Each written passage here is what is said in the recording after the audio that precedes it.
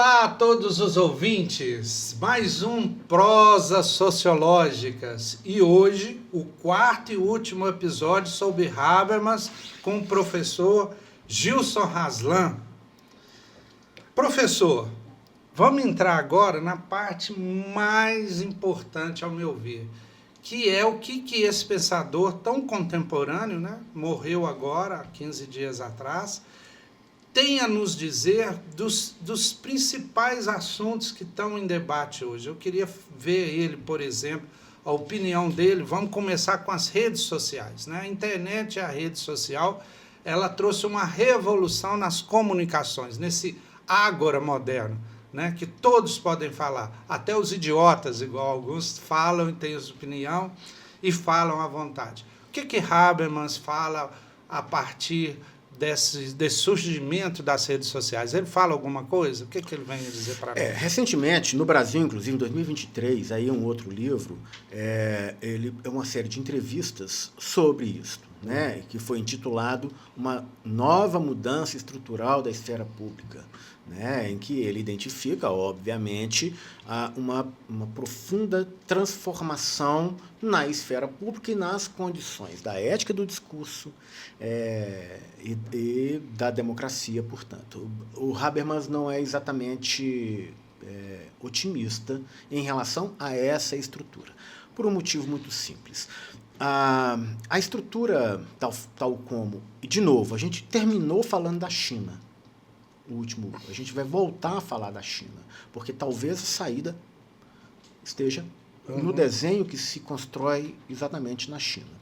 A estrutura, o desenho e os princípios, que são princípios normativos, algorítmicos, né, que estruturam as redes digitais, as redes sociais, inclusive, né, por causa do interesse econômico, né? São completamente enviesados, não apenas por interesses econômicos, né, são por interesses étnicos, inclusive.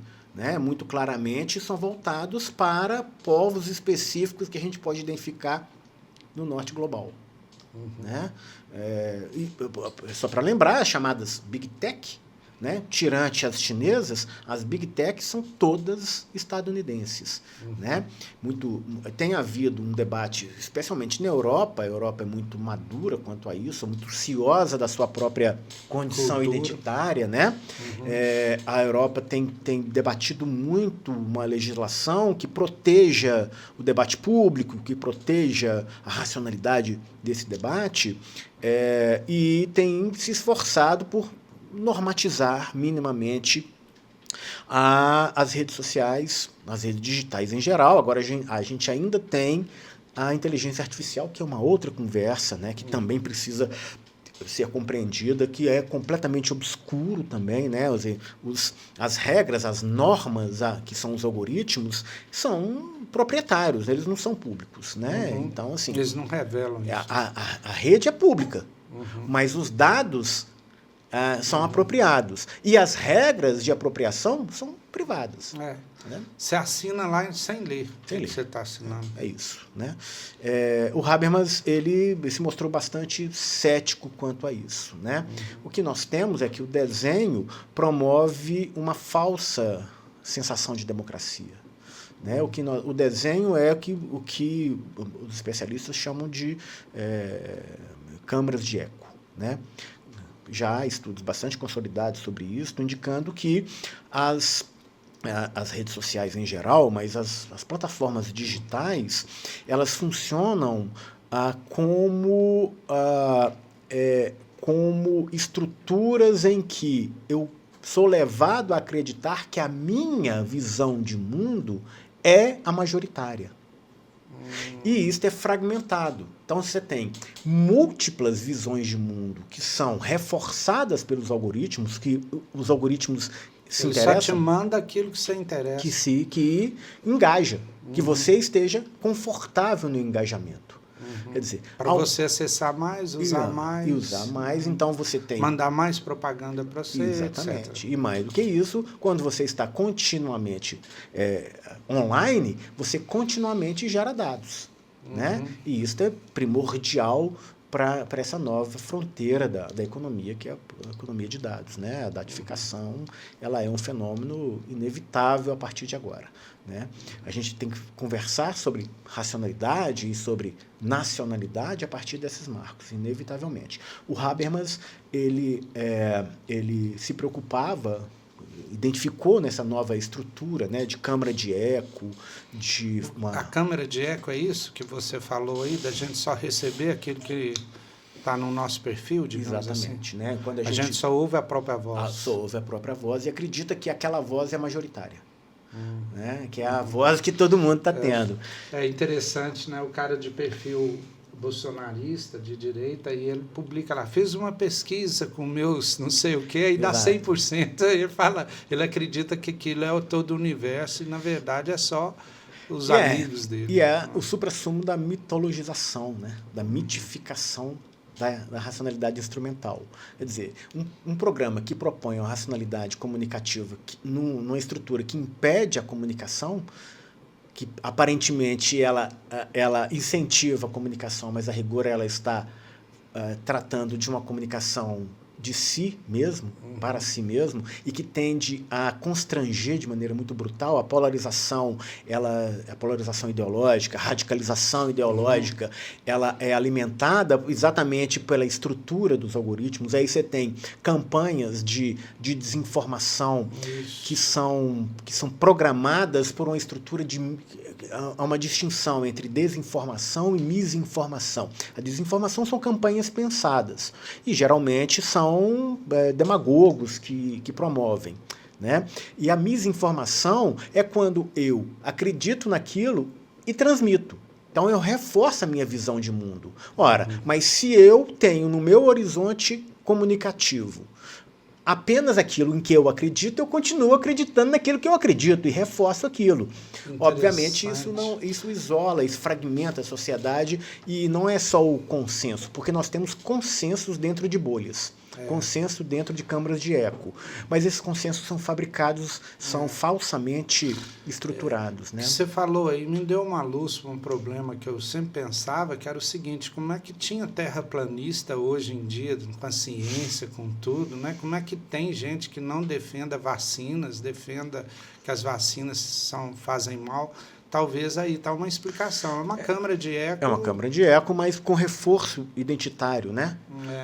Porque, na verdade, então, existe um mal-estar generalizado em razão da ausência de a oportunidade de a gente discutir as normas que nos regem. Né? Então a gente tem uma estrutura social material muito assimétrica, profundamente assimétrica, né? Fala-se no 1% da população mundial detentora do conhecimento, de riqueza, né? De mais de 90% de riqueza, 99% da população é muito desigual, e isso causa o processo de alienação, né, de não reconhecimento do mundo que eu construo e em que eu vivo. Esse é um mundo que eu estranho, é muito profundo, né? Isso causa um mal-estar danado. Então, quando alguém vira e fala assim, olha, eles estão te escondendo isto, eu tenho a verdade, está explicado, cara. Quer dizer, nós temos elites que são maléficas e que escondem a verdade. Então, estão te escondendo que a Terra é plana. Estão te escondendo que as vacinas, na verdade, implantam chips. Isso dá um conforto ético. Né? Mas é difícil acreditar, em pleno século XXI, as coisas dessas, né? É uma estrutura. A estrutura de comunicação, ela permite isso. Né? Como é que a gente... O que Habermas... Como é que uma pessoa sai disso? Né? Mas vamos lá, como é que Habermas... Aparentemente não tem saída, né? Aparentemente, o Habermas, ele anuncia isso. Olha, com essa estrutura, o meu programa dançou. Mas aqui façamos a recuperação de Habermas. Habermas não é um pensador do século XX. Não é um pensador que estrutura, ele pensa a profundidade ética. Século XXI, você quer dizer? Ele não se restringe ao século XX. Tá. Né? Ele não é apenas do século XX. E aí, do século XXI, Habermas fala alguma coisa das guerras? Ele viu a guerra da Ucrânia, né? Viu talvez o comecinho da guerra, mas não teve tempo de falar, com certeza, essa guerra do Irã, Israel-Irã, mas viu a do Israel contra a faixa de Gaza. Ele não falou nada, não tinha uma proposta. Habermas, ele é um sujeito que sempre foi preocupado com... Porque o programa dele diz respeito ao consenso entre as nações, entre os povos. Né? Ora, a identificação é aquela sobre a qual nós já conversamos. Né? A razão instrumental imperativa, aquela que só baseado no interesse. No interesse, ela impede qualquer tipo de programa de paz e de democracia. Impede. Né? Assim, o Habermas identifica, lamentando, obviamente, que isto é uma constante, mas ele já viu isso no nazismo, ele viu isto na Guerra Fria, ele viu isto em tantas outras, na ascensão, na consolidação da lógica do capital, enfim, ele está lutando exatamente. Do Iraque, nos Estados Unidos, que lembra, desculpa, você lembra? Tinha arma química lá e nunca encontraram nada. Né? Então, isto sempre é razão instrumental, quer dizer, qual que é a razão para... A justificativa é humanitária, mas a razão é instrumental, eu vou me apropriar da riqueza. Qual foi a justificativa para pegar o Maduro lá na Venezuela e levar... Que ele era traficante de drogas. Pra você ver, que absurdo, né? Agora mesmo eles vão vir aqui no Brasil, fazer alguma coisa e falar do PCC nosso aqui. O Brasil é um país mais complexo e mais difícil de fazer isso, né? Eles vão tentar fazer semioticamente, né? Eles já tentaram. É preciso ter clareza quanto a isso, né? Vai haver vai ser uma campanha muito difícil em termos de desinformação, o deepfake, né? Vai ser muito instrumentalizado. Os interesses são os interesses internacionais, não tem dúvida. E você acha que realmente está chegando o fim da civilização norte-americana, se eu posso dizer assim? Do Império. Do Império norte-americano? Eu costumo dizer, Jomar, que este talvez seja o último respiro, na verdade, do Império Romano. Porque vem reproduzindo, né, a paz armada, aquela coisa toda que os romanos tinham. Exatamente. Então, talvez seja o último suspiro. Né? Os franceses, dois filmes franceses dois filmes franceses que já tematizaram, chamam o declínio do Império Americano, né, e a invasão bárbara, as invasões bárbaras, né, que fala o declínio do Império Americano era exatamente como é que a forma de organização e a utopia estadunidense ela já não é mais possível em razão da própria lógica interna dos Estados Unidos, que é voltado para a apropriação muito aguda das riquezas, né? Você tem hoje uma nação devastada pelas drogas, devastada pelo endividamento nos Estados Unidos, numa sociedade que é rica, num país que é rico. Né? Isso é incompreensível. É por isso que o desenho, voltando lá às redes sociais e ao Habermas, o desenho que a China tem, a gente pode discutir. É um outro programa que a gente pode discutir. O desenho de, olha, aqui nós precisamos de cooperação, mas eu estou falando especificamente em relação à economia de dados. Eles falam de soberania de dados. Eu me esqueci, eu comecei o raciocínio. Recentemente, o Marco Rubio, que é o ministro, né, de Estado, secretário de Estado, né, o correspondente ao ministro das Relações Exteriores, ele chamou os embaixadores dos Estados Unidos ao redor do mundo para dizer essa história de soberania de dados vai ser combatida. Nenhuma legislação das nações pode impedir, veja só, o livre fluxo das informações. Mas o curioso é que o livre fluxo das informações são todas para um só lugar, os Estados Unidos. O domínio dos espíritos, o domínio por câmaras de eco, por comportamento, por pensamento instrumentalizado, se dá hoje de forma muito eficiente pelas plataformas digitais, que são estadunidenses. Pegam tudo, né? O Big Data. O Big Data, né? A China responde a isso com soberania de dados. Vocês querem? Podem participar, vocês podem fazer aqui, desde que seja com as nossas regras. E lá eles interferem muito diretamente, por exemplo, em design, design de estrutura. Então não é possível, por exemplo, fazer o rolamento infinito do feed. E já há estudos muito consolidados sobre isso, de como isso é deletério, como isso é prejudicial, especialmente para a criança.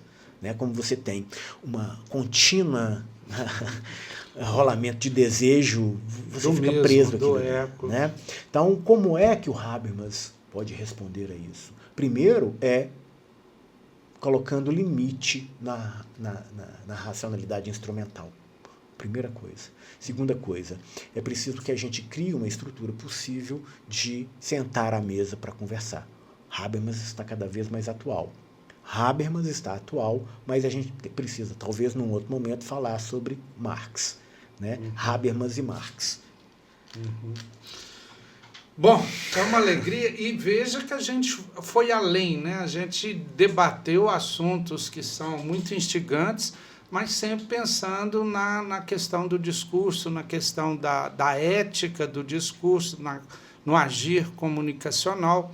Então, assim, apesar da gente ter estendido um pouquinho, a gente ainda ficou em Habermas. E realmente é uma pessoa que eu acho que a gente é um pensador cuja teoria a gente tem que rever sempre, né? A gente tem que estar e bem assim contemporânea, cada vez mais, igual você falou, contemporânea.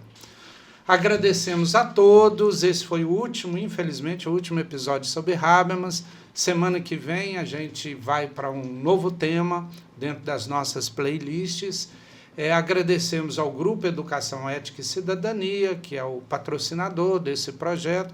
Agradecemos profundamente, professor. Agradeço. Muito obrigado pela disponibilidade de compartilhar com a gente esse conhecimento. Espero você aqui no futuro para falar mais sobre comunicação, que é a sua área, né? Uma fronteira muito importante da sociologia, poderia dizer até uma sociologia pragmática, né? Aplicada.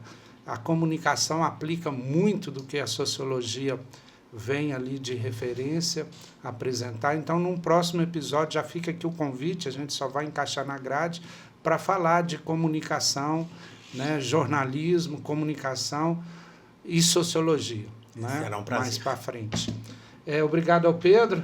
Obrigado, Pedro. Conduzido a técnica e guiado esse avião da decolagem até a aterrissagem. E nos vemos semana que vem. Obrigado, ouvintes. Ficam com Deus.